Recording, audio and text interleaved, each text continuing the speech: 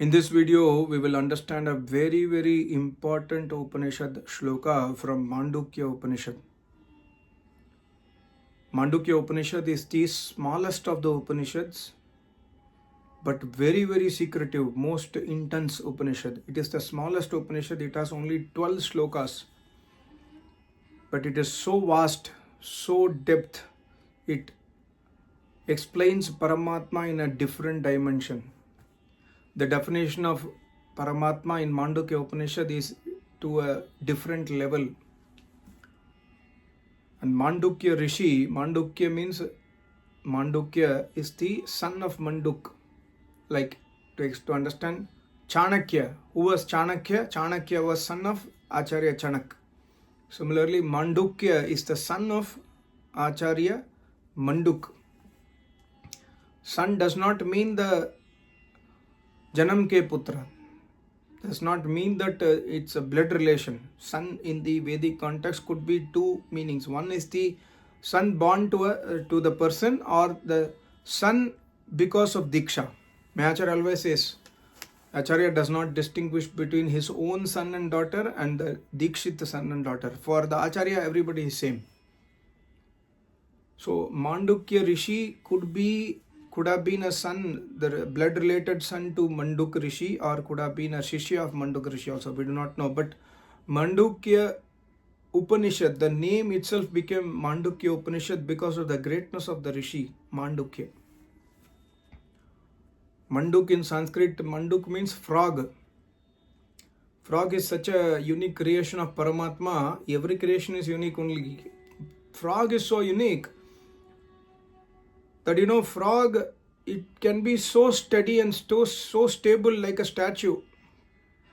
If you have carefully observed, a frog can sit like that in the same position without blinking its eyes, without moving. It can stand or sit in that position for hours together, even for days together, even for months together. If you would have observed, I have observed in my life that when you go to a place, the old rocks are there where water had flown and the rock is there is no more water, and inside the rock, if you break the rock, there could be frog also, alive frog inside the rock, steady, rock steady. So Rishi also has this quality in Samadhi. When they attain Samadhi or before Samadhi, they are rock steady.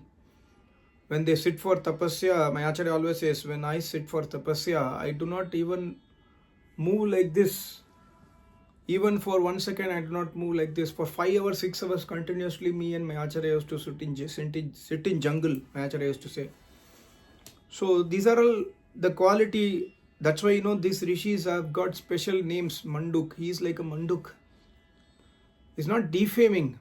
It's actually giving fame to that rishi, that he can sit like a solid, he can sit like a frog for 5 hours, 6 hours, 1 day, 2 days, 3 days, like that. So this Upanishad also speaks about Brahma Vidya, the smallest of all Upanishads, but the most intense of all the Upanishads, giving complete details about Paramatma in a very different perspective. And in this Upanishad, there is one shloka which says, Ayam Atma Brahma. And this verse became a Mahavakya to the Advaita Vadis. There is no Mahavakya in the Vedic Dharma, but Advaita Vadis says there are Mahavakyas. What are the Mahavakyas? Aham Brahma Asmi, Ayam Atma Brahma, Tattvamasi, Sarvam Khalvidam Brahma, etc. They call this as Mahavakya. Neither the rishis nor any acharyas have accepted this as Mahavakyas. Even Maharishi Dayananda Saraswati, in the book Light of Truth, he says that these are not Mahavakyas. These are Vakyas written by Rishi Munis, and neither Paramatma nor the Vedas nor any other scripture says these are Mahavakyas. These are all your own, you Advaitavadis have termed as Mahavakyas. It's not acceptable. Of course, the sentence has a very intense meaning. We must meditate upon that sentence to understand the real meaning based on the Vedas. So if you see, Ayam Atma Brahma, the easiest interpretation is Ayam Atma Brahma. Ayam, this Atma is Brahma. This Atma means this Jivatma is the Paramatma. If this Jivatma becomes Paramatma, then Advaitavada is proved that Jivatma is Paramatma. Aham Brahmasmi, I am Paramatma. Tattvamasi, you are Paramatma. If I am Paramatma, if you are Paramatma, if this Jivatma is Paramatma, then Advaitavada is very easily proved in these sentences. Whereas it is contradicting to Vedas, so we must understand I am Atma Brahma from the Vedic context, which also the Rishi has explained in this shlokas. Before understanding Rishi's sentence, the most important thing is to understand the Mimamsa. That's why the Acharya Gemini wrote Mimamsa Darshan. Mimamsa Darshan is one of the first darshanas to be studied as per Maharishi Dayananda Saraswati. When he writes in his book Satyartha Prakash, he says that the first darshan that we must study is Mimamsa. The last darshan we must study is Vedanta. So first is Mimamsa. Unless and otherwise we understand Mimamsa, we can never interpret any Veda mantras, we can never interpret the Rishi's words properly. Yes, grammar is important, but more than next to grammar, the next is Mimamsa. How to decode the sentence of the Rishi Munis. So either you must study Mimamsa or you must go to Acharyas who have studied Mimamsas, who have got expertise in Mimamsa, who can really decode the phrases of each and every Rishi Munis because of their own tapasya and also by the knowledge of Mimamsa. So, I am Atma Brahma does not mean that I am this Jivatma is Paramatma. I will try to explain to you in this video. It's not easy. I will try my best. It's not easy to explain, but I will try my best as I have tried in my previous videos on other topics. So if possible, try to listen these kind of videos again and again so that you may get inspiration to walk the Vedic path. Unless and otherwise, Avritti Rasakrito Upadeshat. Avritti Rasakrito means again and again we must listen to the knowledge. Otherwise, we will easily get diverted because our mind is not stable. We have not become like a frog, like a rock stable, right? So, I am Atma Brahma is coming in the second shloka in the Mandukya Upanishad, but the first shloka has to be understood to understand the second shloka. The first shloka is like this. Om iti etad aksharam. Om iti etad aksharam. Idam sarvam. Tasya upavyakyayanam bhutam bhavad Bhavishyad iti sarvam omkara eva yaccha anyat trikalatitam tad api omkara eva. The Rishi, Acharya, Yogi, Mandukya Rishi is explaining the meaning of Om or greatness of Om. Actually not the meaning of Om. He is explaining the greatness of Om in this shloka. He says Om iti etad aksharam idam. Aksharam. Om is what? Om is Aksharam. What is Om? Om is Aksharam, he says. What is Aksharam? Aksharam does not mean word. We say Akshar. Akshar means word. No, Akshar here does not mean word. Akshar means that which gets destroyed. Akshar means that which does not get destroyed. So, Om iti etad Aksharam. That Om, there is something called as Om, that Om is Aksharam. Rishi is saying that Om is Avinashi. That Om Pad, Om is a Pad, Om is a word. That Om word is Vachak and Vacha is Paramatma. So the Om which is indicating towards that Paramatma is Aksharam. Om iti etad Aksharam. This is 100%. Iti etad means is giving assurance that this Paramatma, which is indicated by the word Om, is Aksharam, is Avinashi. He never gets destroyed. He cannot be destroyed. And also the word Om also is Aksharam. The word Om, please listen carefully. I told earlier, the Vachya of Om is indestructible or never destroyed, but I am saying here Om also is indestructible. That does not mean that if I say Om, I say Om. You heard Om, now it has disappeared. Does that Om is, this Om what I chanted is destructible or indestructible? Think. This Om what I chanted is destructible because it is made from the sound. Sound is made from Panchabhutas. Sound is made from the Prakriti. So the word Om and the Vachya Om Paramatma is indestructible, but the sound Om is destructible.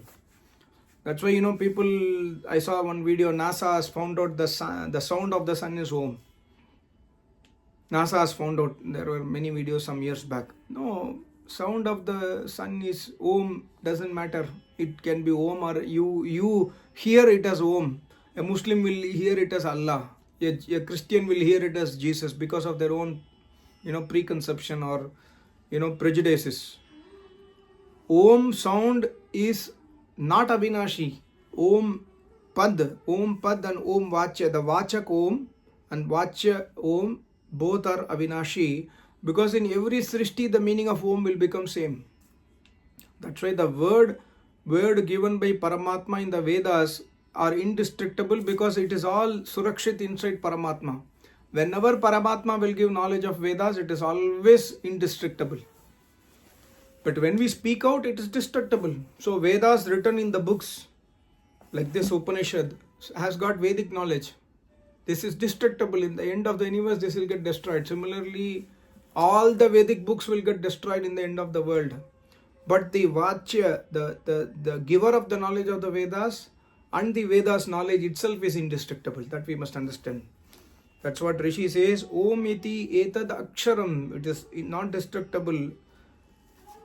And he says that Vachya Paramatma, he does not use the word Paramatma, but just for understanding sake, I am just telling Paramatma. He says, Idam sarvam tasya upavyakyayanam. Idam sarvam means what? From Isha Vasyam, Idam sarvam. Idam sarvam, this entire Jagat. The Rishi says, this entire universe, the river is flowing, the mountain is standing in front of me, the birds are chirping, the wind is blowing, the wind is gently blowing or fastly blowing, the rain is pouring, all these things, idam sarvam tasya upavakyayanam. All these things are explaining to me about the greatness of that Aksharam Om. The sun is blazing sun in the sky, the moon in the night sky, the stars which I see in the night sky, everything idam sarvam tasya, that Paramatma's, that Om Vachya Paramatma's Upavyakhyayanam. It is giving Vyakhyayanam of that Paramatma only. It is explaining to me the greatness of that Om Paramatma. Rishi is writing like this. And also, Bhutam Bhavat Bhavishyad iti Sarvam Omkara eva.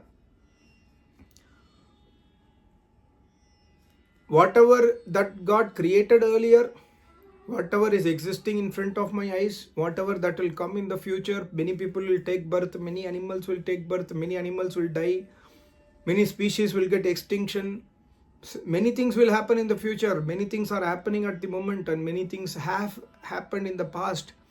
Sarvam Bhutam Bhavat Bhavishyad iti Sarvam Omkara eva. Everything is happening inside that Paramatma. Sarvam Omkara eva. Please understand, Omkara eva in Sanskrit becomes Omkare eva. Omkare eva. That means Omkar, Paramatma mein hi hai, sthit hai. Whatever in the past, whatever present, whatever future is all in sthit in the Omkara. Sthit in this Vachya. Vachya means Vachak. My name is X. X is my name, Vachak. And who is that X? Vachya. Is myself. So I am giving my name to you. That name is Vachak. And who is the Vachya? That name is indicating to me I am Vachya. So Om is the name of the Paramatma. The indication of Om is giving to that Paramatma is the Vachya. So Bhutam Bhavishyam, whatever is in Bhutkal, in the present tense, in the future tense, everything is inside the Paramatma only. Not only this world is explaining to me the greatness of that Omkara, this also whatever is going to happen in the future, what's happening now, what happened in the past is all inside that Paramatma only. The Rishi is writing based on his experience in Samadhi. And further the Rishi says, not only that, he says, Yat cha anyat. past, present, future, beyond that anyat. What is beyond past, present, future? Yat cha anyat trikala atitam. Whatever, trikal means past, present, future. Whatever is beyond past, present, future. What is beyond past, present, future? We, Jivatma. Paramatma is Om, but what is beyond past, present, future is Nitya, eternal Jivatma and Prakriti. Tadapi Omkara eva. Everything is also inside that Paramatma Omkar only. So this is very important. See, here also by the Rishi has written this word Trikala Atitam is clarifying that Rishi is not indicating towards the present Advaita at all, because present Advaita says everything is Paramatma. If Paramatma only exists, then Anya word need not be used. Other than Paramatma, Trikala Atitam, other than this Paramatma, there is something else that exists. What exists we do not know. I am saying Jivatma and Prakriti. Even if you do not know, there is something that exists other than that Paramatma, which is Trikala Atitam, which is similar to Paramatma. Paramatma is also Trikala Atitam, but similar to Anya, other than this Paramatma, there is Trikala Atitam. Even that is also inside that Paramatma only. So for you to know, I am saying Jivatma and Prakriti. So Advaitavad, in this sentence only, Advaitavad is totally smashed by the Rishi. So this is the first shloka. See, very, very important shloka for us to understand. When you sit for meditation in the morning, try to understand the Omkar. He is the Vachya. He is existing everywhere. He is in everything is inside him, and he is in the past, he is in the present, he will be in the future. Jivatma is inside Paramatma, Prakriti is inside Paramatma, this universe is inside Paramatma. This universe is actually showing me, the Rishi says, whatever is happening in this universe is actually singing his praise only for me. All these things are because of him only. These are all showing me to him only, the Rishi says. Now the Rishi is going to second shloka. Now the Rishi says the word Mahavakya. It's not Mahavakya. See the shloka. Sarvam hi etad Brahma. He uses 3 sentences in this. Sarvam hi etad Brahma. Ayam Atma Brahma. So Ayam Atma Chatushpat. A very, very small shloka which has got 3 sentences. Sarvam hi etad Brahma. Ayam Atma Brahma. So Ayam Atma Chatushpad. So now we must understand who is that Brahma. I was explaining to you Om is the Brahma, but in the previous shloka there was no word Brahma. The Rishi is introducing Brahma in this shloka only. So Rishi says Sarvam hi etad Brahma. In the previous shloka, the shloka started like Om iti etad aksharam. In the previous shloka it was explaining about the aksharam. One who is indestructible. This world is giving me the mahima of that indestructible Om. Whatever present, past, future is giving me the mahima of the indestructible aksharam. Now in this shloka, the shloka says Sarvam hi etad Brahma. The etad word is also used in the previous shloka. In the previous shloka, the etad is associated with what? Om iti etad aksharam. And here in this shloka, the etad word is used, Sarvam hi etad Brahma. So that aksharam is what? Brahma. Who is that indestructible? Is Brahma, Paramatma. That Brahma is Paramatma. Sarvam hi etad means whatever I explained in my previous shloka is, I explained about this Brahma only. Yesterday I made a video on, I think yesterday or day before I made a video on Advaitavad. I explained to you the technique of Videhi and Uddesha. That means known and unknown. By an unknown thing is explained by known thing. When somebody is explaining, a Rishi is explaining about Brahma, here Brahma is not known. What is known is Aksharam from the previous shloka. So the Rishi says, Sarvam hi etad Brahma. Whatever Aksharam I explained in the first shloka, which is known to you now, In the second shloka, I am introducing it to you as a Brahma. That is Brahma. So Rishi has a unique style. Every Rishi has this style. Even Paramatma follows this style in the Vedas to explain to us by, like A for apple. We do not know what is A, but we know what is apple. We show the apple and say A for apple. Then A is known. First apple is known. From the apple A is known. Similarly here the first shloka explained about Aksharam Om, and in the second shloka the Rishi says Sarvam hi etad Brahma. Whatever I explained in the first shloka, who is that? Who is that? That is Brahma. So from the known we go to the unknown. What first shloka is understood, the second shloka starting is first we understand, oh, this all is Brahma, this all is Paramatma. This all is done by Paramatma. He is the one inside that Brahma only Jivatma and Prakriti exist. Inside the Parabrahma only this universe exists.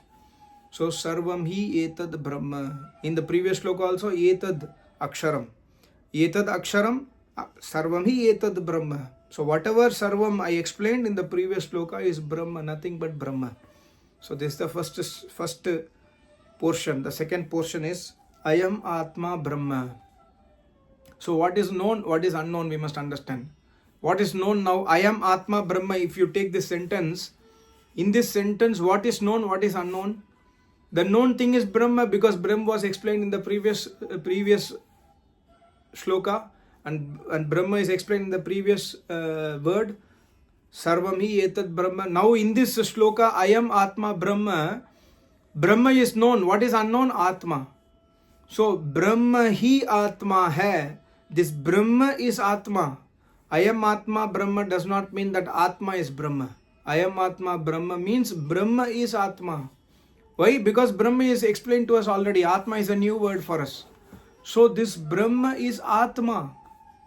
Atma is not Brahma. This Jivatma is not Paramatma. This Paramatma is Atma. Brahma is Atma. That Brahma also is Atma means what? Chetana. Is Chetan Tattva. Similar to us, we are able to understand the sounds and we are able to having feelings. Similarly, Paramatma is Chetan Tattva. Brahma, Ayam Atma. Brahma means that Brahma is Atma. And what is that Atma? So, Ayam Atma Chatushpad. What is that Atma? That Atma has got Chatushpad, 4 legs, not the physical legs. The Brahma has got 4 states. That 4 states is explained in the Mandukya Upanishad. Sushupti Avastha, like that, is explained in the Upanishad in the next 12 shlokas. So here the Rishi does not say that Atma is Brahma. Rishi says Brahma is Atma. What is the meaning of Brahma is Atma? Similar to us, we are Jivatma. Similar to that, there is something called as Brahma, who is also an Atma. And that Atma is called as Brahma Atma or Paramatma. We are called as Jiva Atma. We are separate. And also please understand, in none of our Vedic scriptures, not even in one Vedic scriptures, Jivatma is called by the word Om. Not even in one Vedic scripture, Jivatma is called by the word Om. Only Paramatma is called by the word Om. So Brahma is Atma. Atma is not Brahma. Jivatma is not Brahma.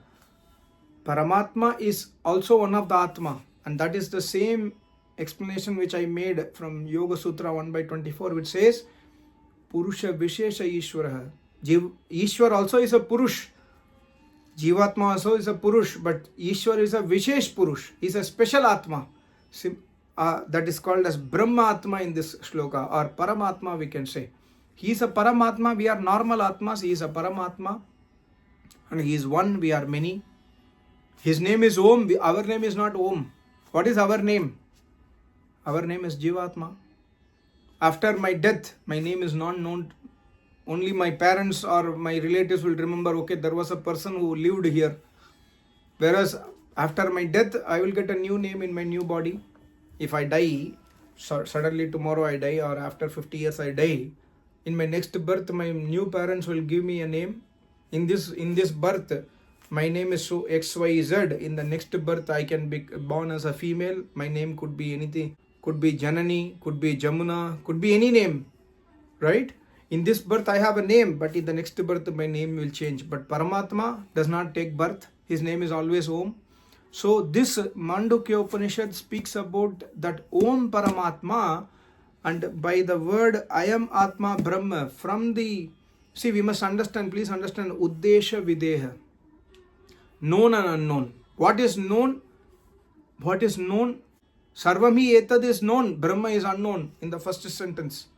So whatever was explained in the previous shloka is known, and the Rishi explains the previous shloka, whatever I explained to you is Brahma.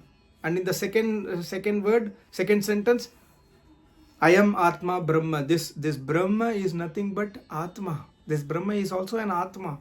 This Brahma is a Chetan Tattva. He is not Jada Tattva. This Brahma, this universe is Jada. There is a bed in front of me. I am beating the bed like this. The bed will not cry because it is Jada. If there is a small child or somebody is sitting here, I beat, they will say, they will feel the pain, right? So Jad and Chetan. So Brahma is Atma. Brahma is ever blissful. All those things will come in the next shlokas. So Ayam Atma Brahma does not mean that Jivatma is Paramatma. Ayam Atma Brahma means that Paramatma is also an Atma. That Atma is a special Atma. That definition of that Atma will come in this Upanishad. So this is very, very important for all of us to understand. Soyam Atma Chatushpad, the 4 states of Parabrahma is explained in the next shlokas. Most important to understand in this Upanishad is the first 2 shlokas. To get a clarity that Paramatma is an Atma, is a Chetan Tattva. And the qualities of Paramatma is there in full Vedas. And also I will try to explain the other shlokas. These are easy to understand, the other shlokas. The most difficult shloka is the first 2 shloka and the last 1 shloka. Last 1 shloka also I will try to explain later on. Thank you so much. Namaste. Om.